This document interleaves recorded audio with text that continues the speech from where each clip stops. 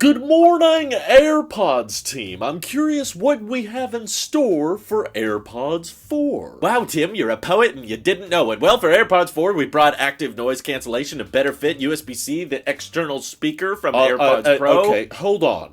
Why would someone buy AirPods Pro if AirPods 4 can do all those things? I don't know. I guess these don't support lossless playback? That's it. That's the selling point for someone to go with a Pro over 4. I see your point, Tim. How about we just charge $250 for AirPods 4 so they cost the same as AirPods Pro and have all the same features? Okay, this doesn't make sense, but sure. I guess we could make a non-Pro variant and talk about it in an event. That might fill 20 minutes. Sounds good. I'll get the color options ready. No color options. AirPods have to be iconic and recognizable. But the iPhone has color options. No, they can only be white.